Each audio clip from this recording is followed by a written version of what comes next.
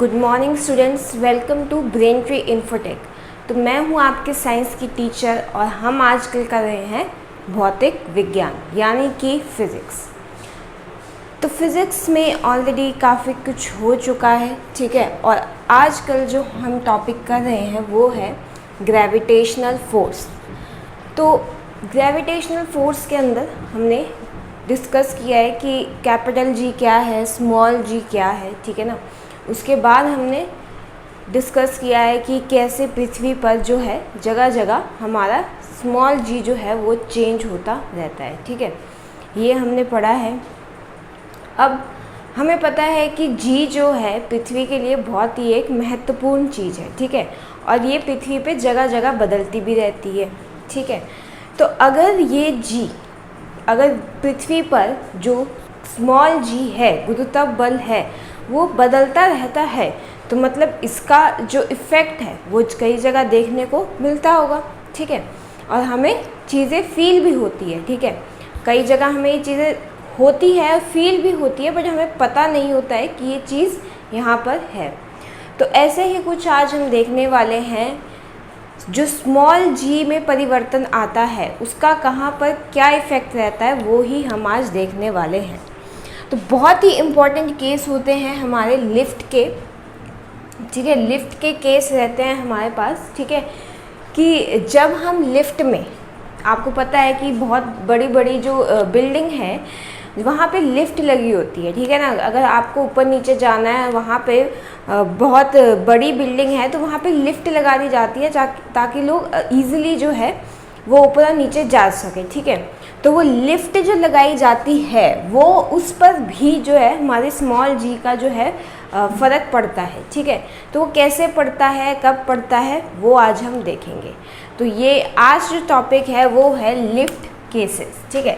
तो हम आज लिफ्ट के कुछ केस पढ़ने वाले हैं, ठीक है। अब यहाँ पे हम दो भार की बात करेंगे, भार यानी कि वेट, ठीक है। तो हम यहाँ पे दो भार की बात करेंगे। एक होगा आभासी भार, ठीक है ना। आभासी भार यानी कि एपरेंट वेट, ठीक है। तो देखिए एपरेंट वेट, आभासी, अब आपको वर्ड से ही पता चल जाए कि आभास, ऐसा भार जिसका हमें आभास होगा, ठीक है। सिर्फ आभास ही होगा, ठीक है ना। एपरेंट वेट, आभासी भार, ऐसा भार जो हमें आभास होगा कि शायद इतना भार है, ठीक है। दूसरे वेट की बात करेंगे वो होगा वास्तविक भार यानी कि ट्रू वेट, वास्तविक जो असलियत में है, ठीक है। मतलब अगर आपका वेट है 50 kg तो वो क्या हो गया, आपका वास्तविक भार, ठीक है। तो 50 kg है आपका वास्तविक भार। और अगर आपको लगता है कि मेरा वेट है 55 kg तो वो हो गया आपका आभासी भार, मतलब आभास होता है, ठीक है। तो इन दो वेट के ऊपर आज बात करेंगे और फिर इसके केस जो है हम समझ जाएंगे, ठीक है। तो पहला केस देखते हैं लिफ्ट का, ठीक है। पहला केस है स्थिर या समान वेग, स्टेशनरी और कांस्टेंट स्पीड। कहने का मतलब क्या है, पहला केस ये है कि अगर आपकी लिफ्ट जो है वो स्टेशनरी खड़ी है, मान लीजिए आपकी जो बिल्डिंग है वो 10 मंजिल की बिल्डिंग है, ठीक है। और आपकी जो लिफ्ट है वो है 8वीं मंजिल पर खड़ी है, ठीक है। तो आपकी लिफ्ट 8वीं मंजिल पे हो, 7वीं पे हो, पहली पे हो, 10वीं पे हो, अगर आपकी लिफ्ट बस खड़ी है और आप उस लिफ्ट के अंदर जाके खड़े हो जाए तो आपको कुछ नहीं लगेगा, आप जैसे हो आपको वैसा ही लगेगा, ठीक है। मतलब अगर आपकी लिफ्ट जो है वो स्थिर अवस्था में है, ठीक है, स्टेशनरी है, बिल्कुल वो खड़ी है, वो चाहे किसी भी फ्लोर पे हो, चाहे कितनी ऊंचाई पे खड़ी हो जाए, ठीक है। अगर आपकी लिफ्ट खड़ी है और आप उसके अंदर ऐसे ही खड़े हो तो क्या होगा, ठीक है। और इसी के साथ ही दूसरा है स्थिर या समान वेग। तो दोनों ही केस में एक ही चीज़ फील होती है, इसलिए इसको साथ साथ लिखा गया है कि अगर तो आपकी लिफ्ट है स्टेशनरी, ठीक है, या आपकी लिफ्ट चल रही है समान वेग से यानी कि कांस्टेंट स्पीड से, ठीक है। तो अगर आपकी लिफ्ट है स्टेशनरी तो भी आपको क्या लगेगा, एक ही जैसा लगेगा। या फिर आपकी लिफ्ट जो है वो कांस्टेंट वेग स्पीड से चल रही है, ठीक है, समान वेग से चल रही है। मतलब अगर आपकी लिफ्ट को 2 किलोमीटर पर आवर की वेग से चलाया गया था, तो आपकी लिफ्ट ऊपर से नीचे तक 2 किलोमीटर पर आवर से ही जो है वो चल रही है और कोई भी फ्लक्चुएशन नहीं आ रही है उसकी स्पीड में, ठीक है।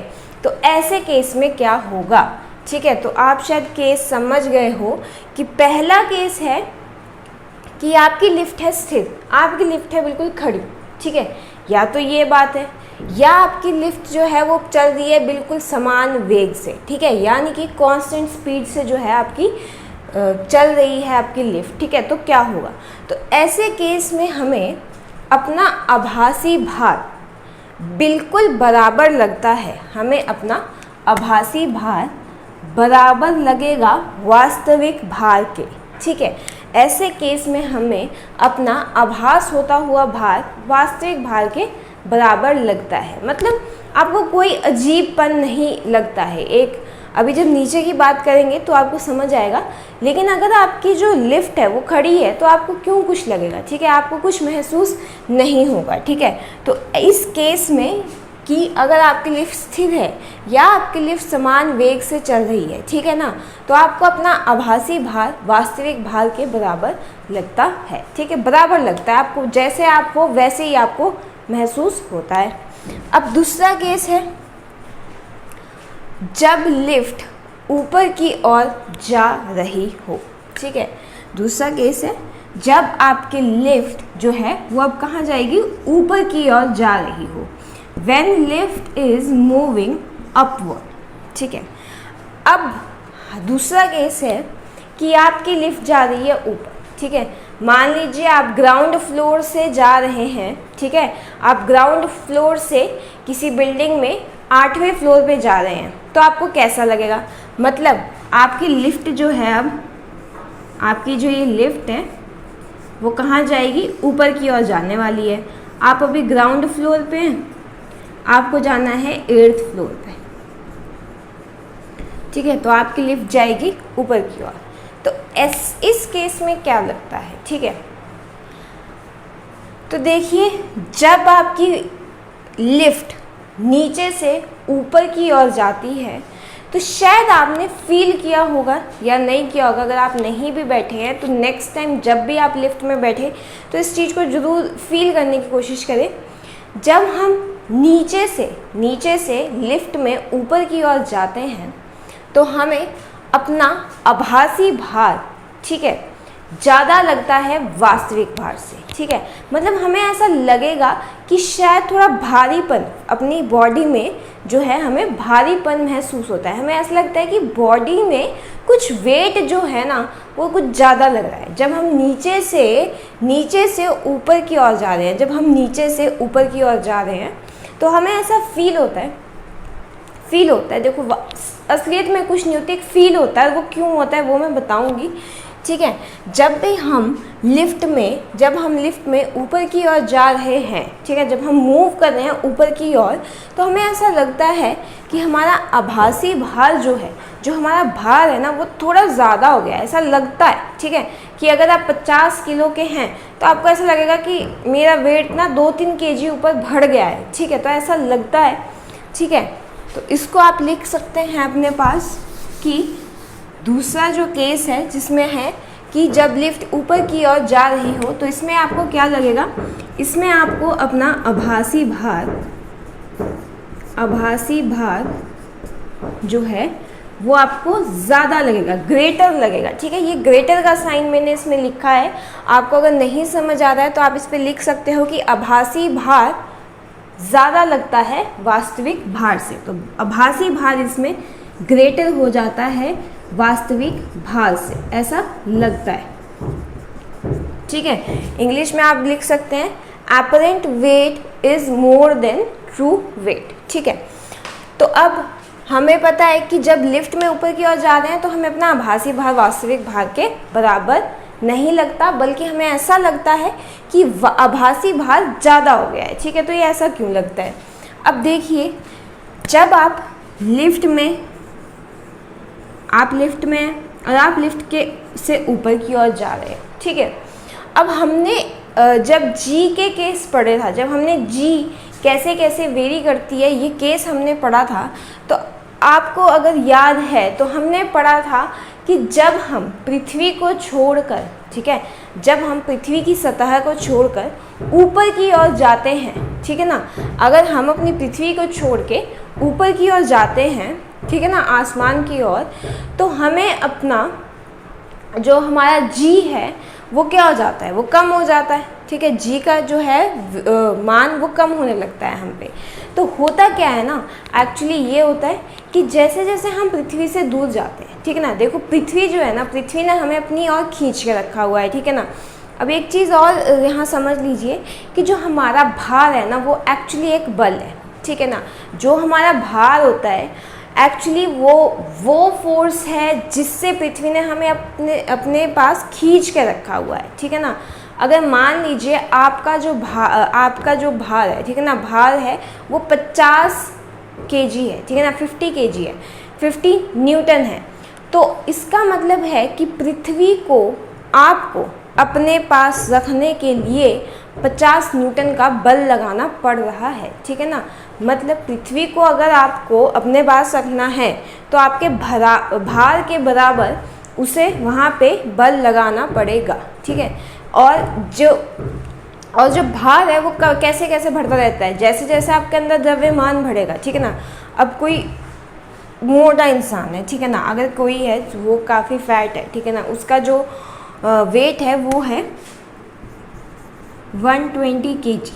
अगर कोई 120 किलो द्रव्यमान का कोई इंसान है, ठीक है ना, और उसका कुछ वेट है, ठीक है।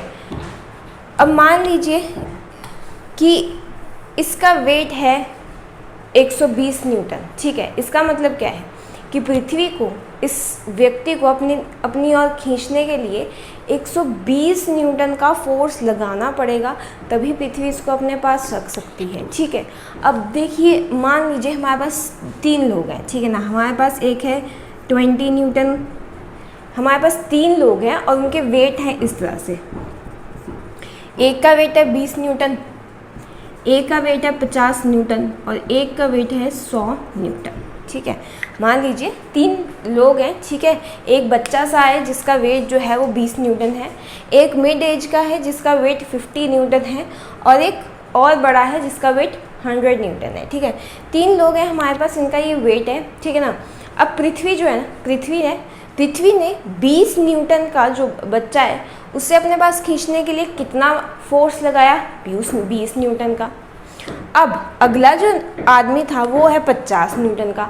अगर पृथ्वी एक जैसा ही सब पे फोर्स लगाने लग जाए, ठीक है ना, अगर पृथ्वी सोचती भाई 50 न्यूटन का बेशक हो, मैं तो 20 न्यूटन का ही बल लगाऊंगी, तो अगर हमारी पृथ्वी 50 न्यूटन के आदमी पे सिर्फ 20 न्यूटन का बल लगाती तो आपको ये इंसान उड़ता हुआ मिलता, क्योंकि पृथ्वी इसको खींचती ही नहीं अपनी ओर, ये तो ऊपर की ओर निकल जाता।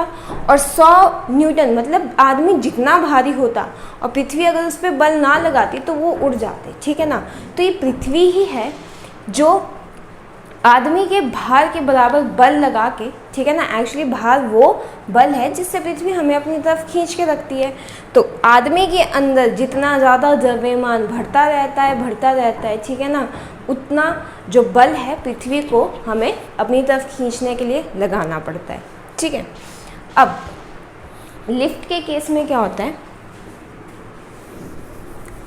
अब जब लिफ्ट में आदमी जो है वो ऊपर की ओर जा रहा है, ठीक है ना, तो ये थी पृथ्वी की सतह, ठीक है ना, और ये आदमी जा रहा है ऊपर पृथ्वी को छोड़ के। अब जब इंसान पृथ्वी को छोड़ के ऊपर की ओर जा रहा होता है ना, तो पृथ्वी को ऐसा लगता है कि शायद इस इंसान का वेट जो है ना वो ज़्यादा हो गया है, ठीक है, ये इंसान जो है इसका वेट ज़्यादा हो गया है और मुझे अब ज़्यादा बल लगाना पड़ेगा इसे अपने पास खींचने की ओर, ठीक है ना। पृथ्वी ये सोचती है, क्योंकि पृथ्वी ने सबको उनके भार के बराबर जो है बल लगाकर अपनी ओर खींचा हुआ है।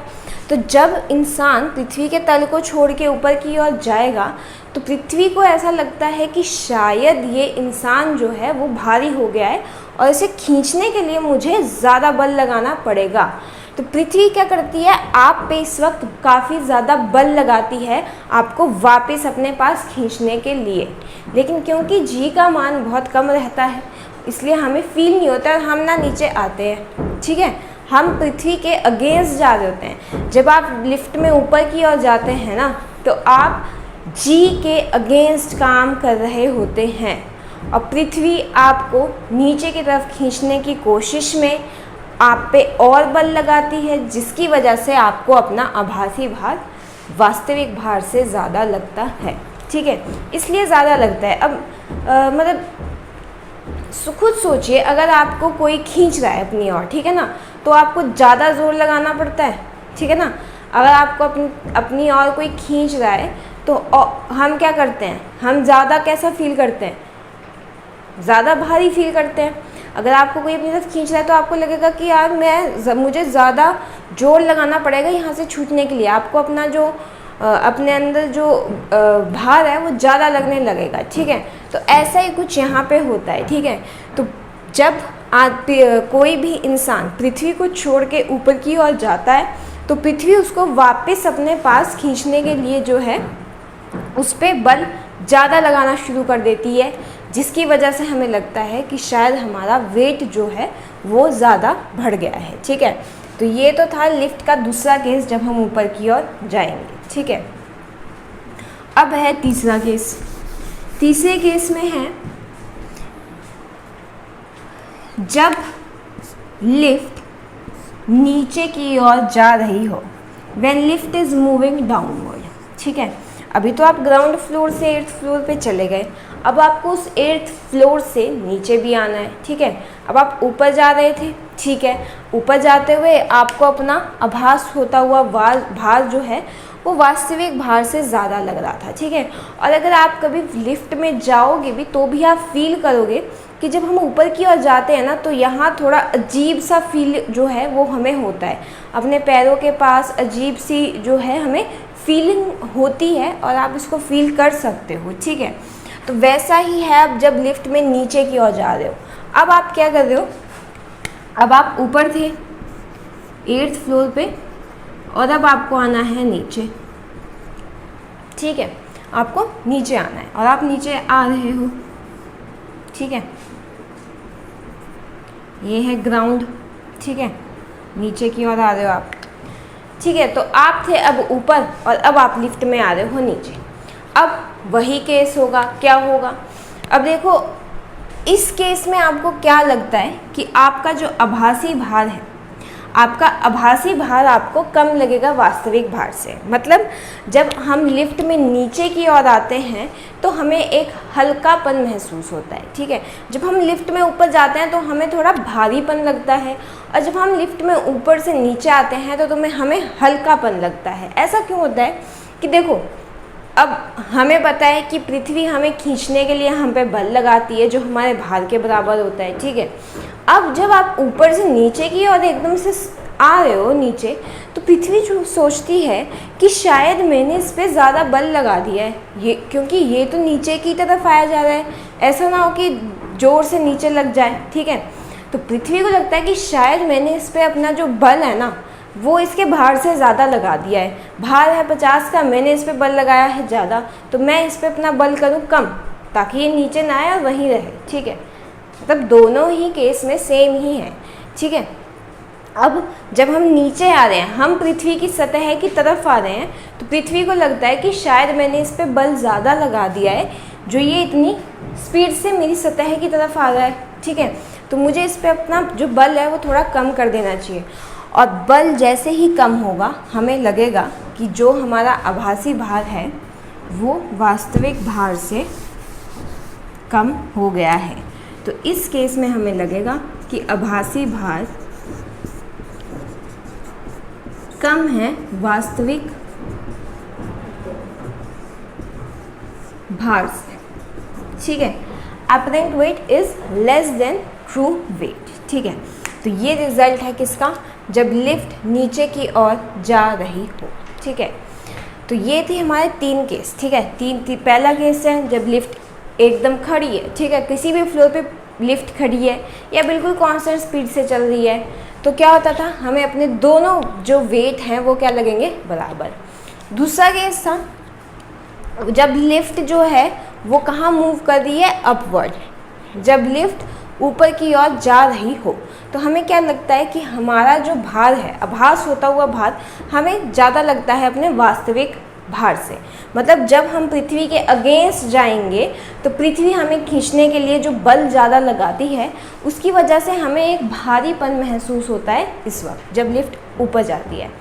तीसरा केस है जब लिफ्ट नीचे की ओर जा रही हो, when lift is moving downward. जब लिफ्ट पृथ्वी की तरफ आ रही हो, ठीक है, तो पृथ्वी को लगता है कि मैंने इस पर मैंने इस पर फोर्स ज़्यादा लगा दिया है और पृथ्वी अपना फोर्स थोड़ा कम कर दी है, जिसकी वजह से हमें लगता है कि हमारा आभासी भार जो है वो हमारे वास्तविक भार से कम हो गया है। ठीक है, आपको यहाँ पे लगेगा थोड़ा हल्कापन। ठीक है, अब देखते हैं हमारा लास्ट केस जो कि है मुक्त त्वरण। ठीक है, मुक्त त्वरण इसको कहते हैं, इंग्लिश में हो गया फ्री फॉल। या आपको लिखा हुआ आता है कि अगर लिफ्ट की डोरी टूट जाए, ठीक है, तो आपको पता होगा कि हमारी लिफ्ट जो है ना उस पर ऊपर एक डोरी हैंग होती है। ठीक है, हमारी जो लिफ्ट होती है, ये लिफ्ट में यहाँ पे एक हुक लगा होता है जिसमें यहाँ रोप टाइड होती है। ठीक है, और ये रोप जो है हमें ऊपर नीचे खींचती है। ठीक है, तो लिफ्ट में एक डोर है जो ऊपर नीचे हमें खींचती है। ठीक है, तो अगला केस है कि अगर इस लिफ्ट की डोर टूट जाए तो क्या होगा। अगर लिफ्ट की डोर टूट जाए तो क्या होगा, यह आएगा कि अगर कोई भी चीज़ मुक्त त्वरण में है या किसी भी चीज़ में फ्री फॉल हो रहा है तो उसे क्या लगता है, उसे कैसा लगता है। तो इसका रिजल्ट जो है वो है 0। फ्री फॉल के समय या मुक्त त्वरण के समय, ठीक है, जब मुक्त त्वरण हो रहा है, बॉडी फ्रीली फॉल कर रही है बिना किसी चीज़ के, तो हमें ऐसा लगता है हमारा जो वेट है वो क्या हो गया है, 0, 0। Very important result, 0। अगर कोई भी चीज़ फ्री फॉल में है, कोई भी चीज़ मुक्त त्वरण कर रही है, ठीक है, तो उसे लगेगा हमारा वेट जो है वो बिल्कुल 0 हो गया। इसका बेस्ट एग्जांपल मैं आपको देती हूँ। आपने वो देखा होगा, आप जब मेला वगैरह लगता है तो हिंडोला करके एक झूला लगता है, ठीक है, जिसे इंग्लिश में बोलते हैं मैरी गो राउंड। वो गोल गोल घूमता है तेज तेज। तो आपने फील किया होगा कि जब वो झूला जो है ना ऊपर से नीचे आता है, जब वो झूला, एक झूला होता है हिंडोला करके उसको बोलते हैं, ऐसे करके उसमें सीट्स लगी होती हैं, ठीक है, सीट्स यहाँ लगी होती है और वो गोल गोल घूमता है बड़ी स्पीड से।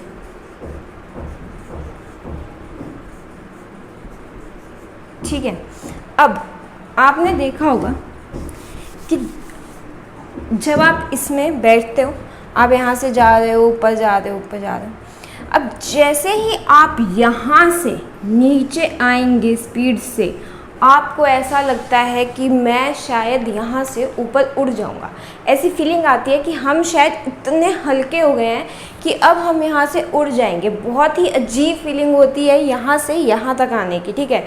और अगर आप बैठे हैं तो आपने फील पक्का किया होगा कि यहाँ से यहाँ तक आने में बहुत ज़्यादा जो है ना अजीब सी फीलिंग आती है। फीलिंग ये होती है कि हम उड़ जाएंगे। एक्चुअली आप यहाँ से, और जब आप इस हिंडोले में होते हैं ना, एक्चुअली आप फ्री फॉल में होते हैं यहाँ से यहाँ तक। तो इस वक्त जो है ना आपको ऐसा फील होता है, सिर्फ फील होता है कि मेरा जो वेट है, मेरा जो भार है वो क्या हो गया है, 0, 0। इस वक्त हमें 0 वेट की फीलिंग आती है, इसलिए ही तो फील होता है कि हम उड़ जाएंगे, वरना हम में तो इतना भार होता है कि हमें कभी ऐसा फील नहीं होता है, ठीक है। लेकिन फ्री फॉल ऐसा केस है, फ्री फॉल ऐसा केस है जिसमें आपको क्या फीलिंग आती है, 0 भार की, ठीक है। इंग्लिश में बोले तो वेट लेसनेस, वेटलेसनेस। और ये क्वेश्चन बहुत ज़्यादा पूछा जाता है, ठीक है, कि वेटलेसनेस की फीलिंग, वेटलेसनेस कब होती है? तो वेटलेसनेस हमें तब होती है जब हम क्या करते हैं, फ्री फॉल करते हैं, ठीक है। या फ्री फॉल के केस में क्या होता है, वेटलेसनेस कब होती है? जब फ्री फॉल होती है, ठीक है। या आपको आएगा कि हमें शून्य भार कब लगेगा? जब कोई भी चीज़ मुक्त त्वरण में होगी। या आएगा कि जब हम मुक्त त्वरण में हैं तो हमें कैसा लगेगा? हमें लगेगा कि हमारा जो वेट है वो शून्य हो चुका है, ठीक है। तो ये कुछ केसेस थे। और शून्य हमें क्यों लगता है? वो इसलिए लगता है क्योंकि उस वक्त पृथ्वी हम पे बिल्कुल ही जो फोर्स है ना वो छोड़ देती है। आप इतनी स्पीड से पृथ्वी की ओर आ रहे हो, आप इतनी ज़्यादा वेलोसिटी से पृथ्वी की ओर आ रहे होते हो ना, क्योंकि ये चीज़ बहुत ही स्पीड में चलती है। अब देखो अगर लिफ्ट की डोरी देखो, वैसे लिफ्ट जो है ना, लिफ्ट को ऊपर और नीचे चलाया जाता है तो वो एक कांस्टेंट, उसमें एक वेग होती है, ठीक है, कि इतनी वेग से खींचना है, इतनी वेग से खींचना है। जब कोई चीज़ अपनी ओर से नीचे की तरफ गिर रही है तो उसको तो कोई कंट्रोल करने वाला है नहीं, बहुत ही स्पीड में आएगी। तो उस वक्त पृथ्वी जो है ना बिल्कुल फोर्स लगाना बंद कर देती है आप पे, क्योंकि पृथ्वी को लगता है कि शायद ये जो कोई भी वस्तु जो है उस पर मैंने इतना ज़्यादा वेट लगा दिया है कि अभी ये जो है ये जो मतलब चीज़ है वो एकदम से नीचे की ओर गिर रही है। और उस वक्त पृथ्वी जो है ना आप पे जी लगाना छोड़ देती है जब हम मुक्त त्वरण में होते हैं, फ्री फॉल में होते हैं, ठीक है। तो ये वजह है कि क्यों हमें शून्य प्रतीत होता है। तो ये थे लिफ्ट के कुछ केस जिनसे क्वेश्चन बनते हैं। क्वेश्चन ऐसे ही बनते हैं कि जब हम लिफ्ट में ऊपर की ओर जाते हैं तो हमें कैसा लगता है, ठीक है। हमें ऐसा लगेगा कि आभासी भार हमारा वास्तविक भार से ज़्यादा हो गया है। जब हम मुक्त त्वरण में होंगे तो हमें कैसा लगेगा? तो मुक्त त्वरण में उस वक्त जब हम बिल्कुल फ्रीली कहीं आ रहे हैं तो उस वक्त कैसा लगता है कि हम वेटलेसनेस में हैं, शून्य भार में प्रतीत होता है। तो ये थे लिफ्ट के कुछ केस, ठीक है, जो किस लिए होते हैं? जी के बदलने से ही जो है लिफ्ट में केस होते हैं। और अगर आप इसको देखें तो आप इसको अपनी डेली लाइफ के अंदर फील भी कर सकते हैं, ठीक है। तो ये तो थे लिफ्ट के केस, ठीक है। अब आगे जो कर रहे हैं वो है एस्केप वेलोसिटी, ठीक है। एस्केप वेलोसिटी क्या होती है, ठीक है, किस तरह से काम करती है, इस चीज़ को पढ़ेंगे, क्योंकि ये भी जो है ना वो जी पे डिपेंड करती है, ठीक। अब हम पढ़ रहे हैं पलायन वेग यानी कि एस्केप वेलोसिटी। सबसे पहले तो देखते हैं कि एस्केप वेलोसिटी होती क्या है, ठीक है, जिसे हम बोलते हैं पलायन वेग, इंग्लिश में एस्केप वेलोसिटी। सबसे पहले देखते हैं इसकी डेफिनेशन।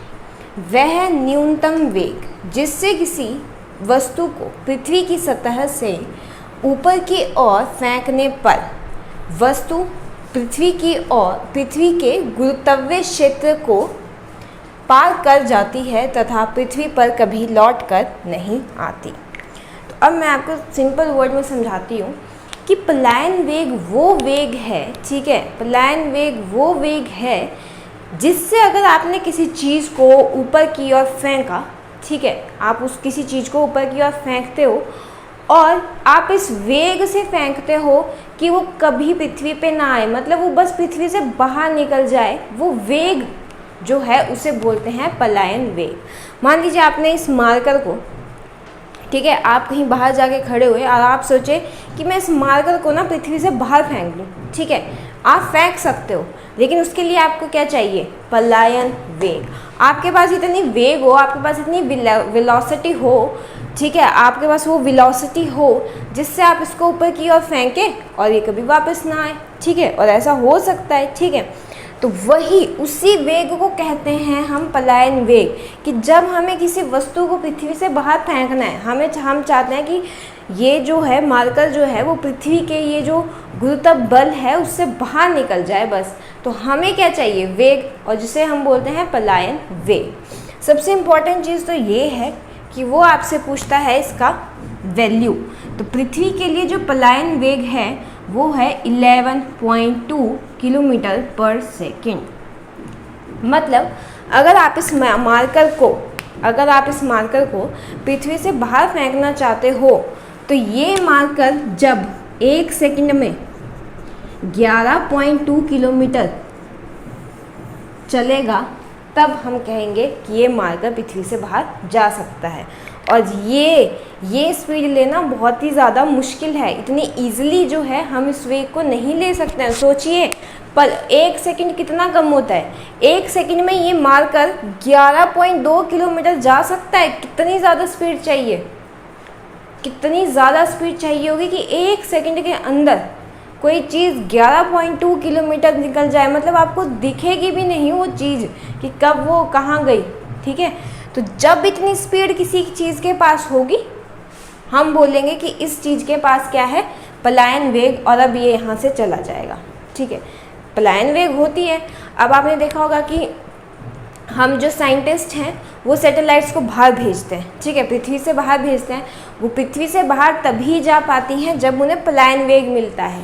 उनके अंदर इतना प्रेशर क्रिएट किया जाता है कि उनकी जो स्पीड है ना वो 1 सेकंड में 11.2 किलोमीटर करी जाती है, तब जाके वो बाहर निकलते हैं। ठीक है, तो पृथ्वी से बाहर निकलने वाली हर चीज़, आगे से आपको याद रहेगा कि पृथ्वी से बाहर निकलने वाली हर चीज़ पृथ्वी से तभी बाहर निकल सकती है जब उसके पास क्या होगा, पलायन वेग, एस्केप वेलोसिटी। मतलब इतनी वेलोसिटी हो कि वो पृथ्वी को छोड़ के बाहर निकल जाए, और उस वेलोसिटी की वैल्यू क्या है, 11.2 किलोमीटर पर सेकेंड। और क्वेश्चन यहीं से आता है, वो आपसे पूछेंगे कि पृथ्वी का पलायन वेग क्या है। तो पृथ्वी के लिए पलायन वेग क्या है, पृथ्वी से बाहर निकलने के लिए जो वेग चाहिए वो क्या है, 11.2 किलोमीटर पर सेकेंड। जैसे मान लीजिए अगर आपने 1 घंटे में नाहन से सहा पहुंचना है, तो आपको कोई बोले कि 30 किलोमीटर पर आवर की स्पीड से अगर तुम जाओगे तो तुम 1 घंटे में जो है सहा पहुंच जाओगे। ठीक है, तो वैसे ही पृथ्वी से अगर बाहर जाना है तो जो हमें पलायन वेग चाहिए वो क्या चाहिए, 11.2 किलोमीटर पर सेकेंड।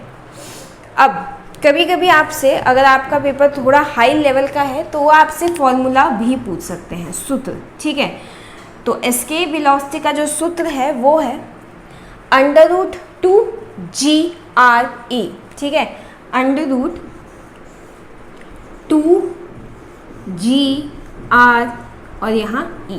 ठीक है, √2 तो आपको पता है एक कांस्टेंट है, जी स्मॉल जी आपको पता है क्या होगा, गुरुत्व बल, और इसके जी की वैल्यू क्या होती है हमारे पास 9.8। ठीक है, और RE क्या हो गया, RE हो गया पृथ्वी का रेडियस। ठीक है, रेडियस ऑफ अर्थ, पृथ्वी की त्रिज्या, और पृथ्वी की त्रिज्या भी आपको पता है कितनी है। तो अगर आप ये 2 × 9.8 × 64,000 अगर आप इसमें रखोगे तो आपको क्या मिल जाएगा हमारे पास, इसकी वैल्यू। ठीक है, आपको क्या करना है, आपको तीनों चीज़ें ही तो रखनी है इसमें।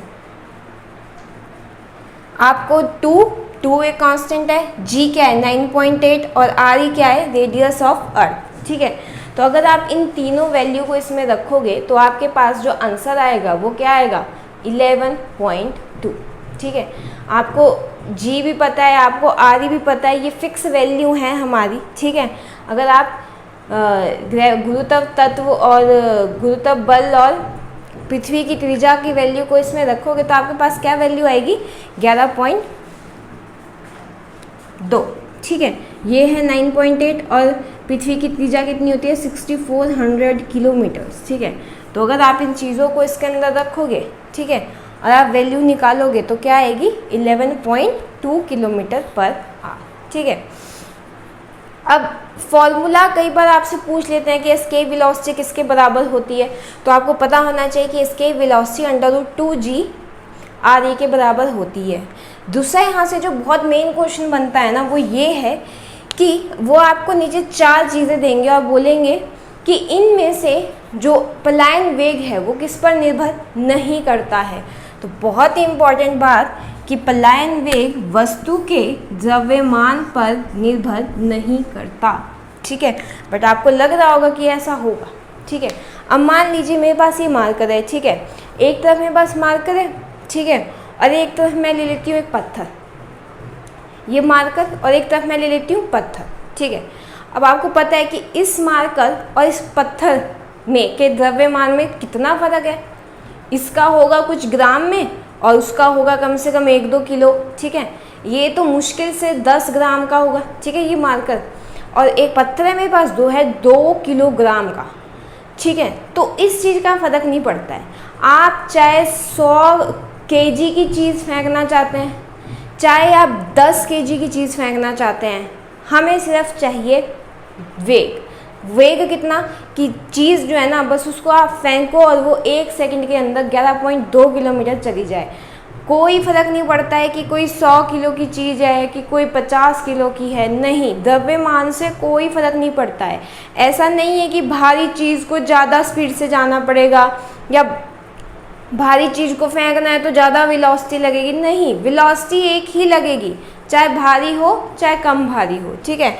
चाहे द्रव्यमान ज़्यादा हो चाहे द्रव्यमान कम हो, हमारी जो v की वैल्यू है वो यही रहेगी 11.2। तो बहुत इंपॉर्टेंट रिजल्ट ये है कि एस्केप वेलोसिटी जो है वो होती है √2GRE, ठीक है। और इसकी वैल्यू भी फिक्स है 11.2। अब चीज़ 100 की हो चाहे 50 की है, चाहे 10 की है, चाहे बिल्कुल ही आप बोलिए कि 0.5 की है, तो भी वैल्यू फिक्स है और ये द्रव्यमान पे निर्भर नहीं करती है, ठीक है। तो ये तो था पृथ्वी का पलायन वेग, जो आपसे कभी ना कभी क्वेश्चन पूछ लेते हैं कि पलायन वेग का सूत्र क्या है, या पलायन वेग इनमें से किस पे निर्भर नहीं करती है। ऑप्शन में जरूर होगा द्रव्यमान। या पृथ्वी के लिए हमारे पलायन वेग की वैल्यू क्या है, तो ये है 11.2, ठीक है। इसके अलावा जो क्वेश्चन आ जाता है वो आपसे चंद्रमा का पलायन वेग पूछ सकते हैं। तो चंद्रमा का पलायन वेग काफ़ी कम है। चंद्रमा के लिए अगर पलायन वेग देखा जाए तो वो सिर्फ है 2.38 किलोमीटर पर सेकेंड। अब आप पूछेंगे कि यार पृथ्वी के लिए 11.2 था, चंद्रमा के लिए 2.38 है, मतलब क्या है कि अगर आप चंद्रमा पे अंदर पहुंच गए हैं तो आपको चंद्रमा से बाहर भी तो आना है। तो चंद्रमा से बाहर आने के लिए जो आपको वेग चाहिए वो कितना है, सिर्फ 2.38। मतलब अगर कोई चीज़ 1 सेकंड में 2.38 किलोमीटर की स्पीड ले ले तो वो चंद्रमा से आ जाएगी बाहर, ठीक है। और ऐसे ही करते हैं हमारे एस्ट्रोनॉट जो चांद के ऊपर जाते हैं। अब उन्हें चांद से बाहर भी तो आना है, तो वो बाहर तभी आ सकते हैं अगर उनके पास पलायन वेग होगा, और ये पलायन वेग उन्हें चाहिए कितना, 2.38 किलोमीटर पर सेकेंड। तो चंद्रमा के लिए जो पलायन वेग है वो है 2.38 किलोमीटर पर सेकेंड। लेकिन ये पृथ्वी से इतना कम क्यों है? ऑफ कोर्स ये बात है, पृथ्वी पे जी की वैल्यू जो है ना वो ज़्यादा है, चांद पे गुरुत्व बल की वैल्यू बहुत कम है, ठीक है। पृथ्वी पे गुरुत्व बल की जो वैल्यू है वो ज़्यादा है, चंद्रमा पे गुरुत्व बल की वैल्यू क्या है, कम है। इसलिए चांद से निकलना भी आसान है। जब आपको कोई खींचने वाली बल ही नहीं है, जब आपको कोई खींच ही नहीं रहा है तो आप वहाँ से ईजिली निकल जाओगे। लेकिन अगर आपको कोई खींच रहा है तो वहाँ से निकलना उतना ही मुश्किल हो जाता है। तो पृथ्वी पे जो गुरुत्व बल है वो वस्तु को अपनी तरफ खींचता है, जिसलिए हमें और ज़्यादा वेग चाहिए वहाँ से निकलने के लिए। लेकिन चंद्रमा पर गुरुत्व बल ही जो है वो बहुत कम है, इसलिए वहाँ से ईजिली हम निकल जाते हैं। तो कई बार हम क्वेश्चन जो आता है वो ये भी पूछ लेते हैं आपसे कि चंद्रमा पर गुरुत्व बल कितना है। तो ध्यान रखिए कि चंद्रमा पर गुरुत्व बल जो है वो क्या है, पृथ्वी का 1/6। पृथ्वी पे जो गुरुत्व बल है उसका 1/6 जो है वो क्या है, चंद्रमा पर। सीधा डायरेक्ट क्वेश्चन आता है, चंद्रमा पर गुरुत्व बल पृथ्वी का 1/6। अब चंद्रमा पर गुरुत्व बल कम है इसलिए वहाँ पे पलायन वेग भी कम है। अब कई बार क्वेश्चन आ जाता है कि चंद्रमा पर वायुमंडल क्यों नहीं है। देखो ये पृथ्वी पे ये वायुमंडल ही तो है जिसकी वजह से यहाँ पे ज़िंदगी है, ठीक है। यहाँ लाइफ जो पॉसिबल है, पृथ्वी पे लाइफ जो है वो किस वजह से है, यहाँ के वायुमंडल की वजह से, ठीक है। तो क्वेश्चन आ जाता है कई बार कि चंद्रमा पर वायुमंडल क्यों नहीं है। तो चंद्रमा पर वायुमंडल इसलिए नहीं है क्योंकि जो वहाँ पे गैसेज है ना, गैस जो वहाँ पे गैसेज हैं, ठीक है। आपको पता है कि गैस जो है वो छोटे छोटे कणों से, हर चीज़ छोटे छोटे कणों से बनी होती है, ठीक है। तो गैस में भी छोटे छोटे कण हैं, ठीक है। अब देखो पृथ्वी से ना गैस बाहर पलायन नहीं कर पाती है, इसलिए वो पृथ्वी के अंदर बंधी भी रह जाती हैं, क्योंकि पृथ्वी पे जो गैसेस हैं उनके पास ये स्पीड, ये वेग ही नहीं आ पाती है कि वो पृथ्वी से बाहर जाए, ठीक है। लेकिन चंद्रमा के लिए तो ये वैल्यू बहुत कम है, बहुत ही ज़्यादा कम है। तो चंद्रमा से ना ईजिली जो हमारी गैसेस जो है ना वो बाहर निकल जाती है, इसलिए वहाँ पे कोई एटमॉस्फेयर नहीं है, ठीक है। तो आपका आंसर क्या होगा इसका कि चंद्रमा पर पलायन वेग जो है वो क्या है, बहुत कम है, ठीक है। चंद्रमा पर पलायन वेग बहुत कम है, जिसकी वजह से जो वहाँ पे गैस हैं वो क्या करती हैं, वहाँ से पलायन कर जाती हैं, और इसलिए चंद्रमा पर वायुमंडल नहीं है, ठीक है। तो एस्केप वेलोसिटी पलायन वेग कम होने के कारण, और पलायन वेग कम क्यों है, क्योंकि वहाँ पे गुरुत्व बल बहुत कम है। तो ये जो कारण है वो बनते हैं कि चंद्रमा पर कोई वायुमंडल नहीं है, ठीक है। अब आपको यहाँ से क्वेश्चन बनता है, आपको क्वेश्चन आएगा कि एक व्यक्ति जिसका पृथ्वी पर भार है 60 किलोग्राम, ठीक है, उसका भार चंद्रमा पर क्या होगा। एक व्यक्ति जिसका भार पृथ्वी पे कितना है, 60 kg है, उसका भार चंद्रमा पर क्या होगा। तो आपको यहाँ पे कोई भी भार दिया हो, आपने करना है 1/6 से उसको मल्टीप्लाई, तो 1/6 × 60 ये हो गया 10।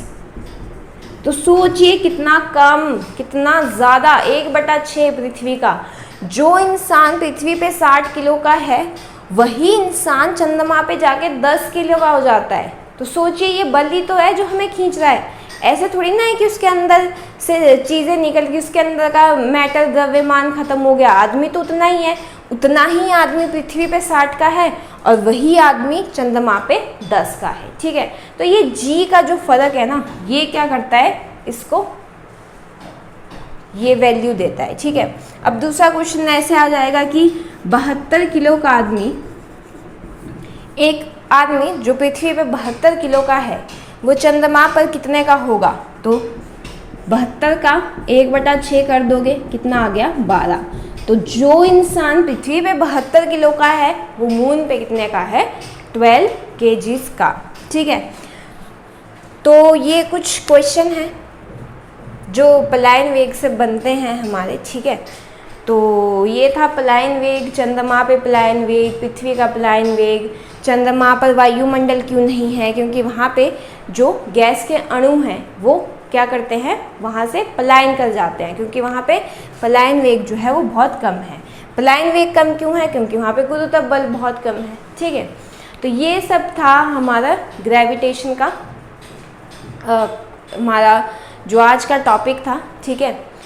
सो मैं आशा करती हूँ कि आपको ये चीज़ें समझ आ रही होगी, ठीक है ना। अगर आपको नहीं भी समझ आती है तो आप 1, 2, 3 बार इसको रिपीट में देखिए, ठीक है। धीरे धीरे चीज़ें समझ आएंगी, ठीक है। आप इसको 2-3 बार देखिए, ठीक है। अगर तब भी नहीं आती है तो आप मतलब तो और बेटर कोशिश की जाएगी कि और बेटर तरह से इसको समझाया जाए। लेकिन अगर आप पढ़ेंगे तो आपको बहुत अच्छे से ये चीज़ें समझ आ जाएंगी, ठीक है। So thank you for watching the lecture.